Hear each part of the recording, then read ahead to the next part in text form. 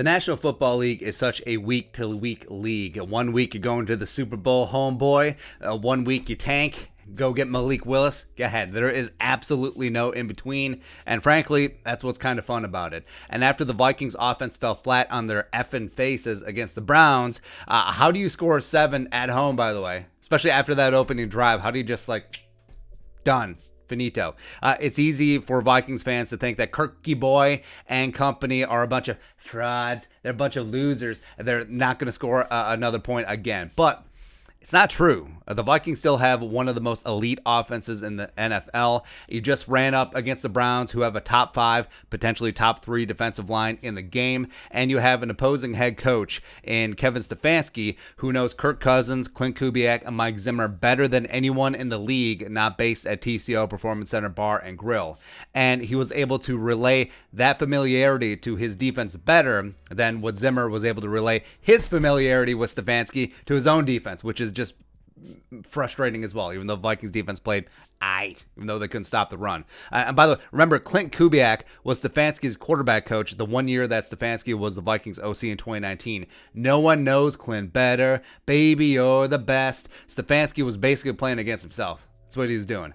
But this is going to be a learning opportunity for the Vikings. Well, first off, it should piss them off that they only put up 7 at home, especially after scoring on the opening drive. And also, don't leave Rashad Hill or Tyler Gronklin one-on-one against one of the best edge rushers in the game. How about that?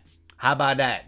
Also, don't get away from what you do with play action and pocket movement just because you're getting desperate in the second half. No more 5 to 7 step drops, just trying to jam a square peg in a round hole, trying to Norv Turner this thing. No. It's not good because if you look at the Vikings splits in the first 3 games versus the Browns, offense was averaging 26.7 points per game in the first 3 contests, 7 against Cleveland, 425 yards of offense versus garbage versus the Browns. Offensive line was only giving up 27% pressure in the first 3 games. That includes a squaring off against Chandler Jones versus 53.7% against Cleveland. And then Kirky nearly doubling his quarterback rating the first 3 tilts versus week 4.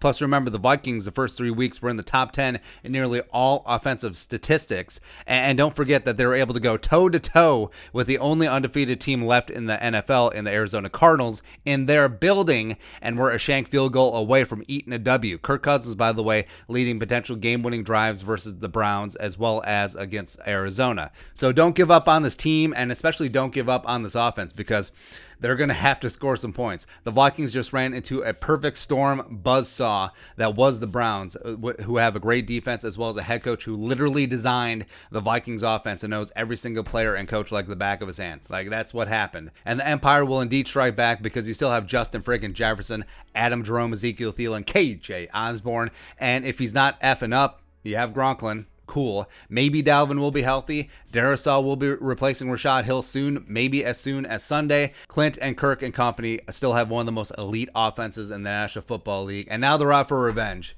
And now they're out to prove and flex that, hey, we can still put up 28, 30-plus points a game, and we're just going to teabag the rest of the league. Bring it on. Plus, they're going to need points in the middle of that schedule, man. They absolutely are going to need them. But your thoughts and our thoughts. Don't give up on the offense because of one bad game. Don't do it.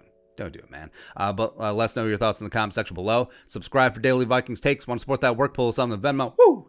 Until next time. Skol. Production value.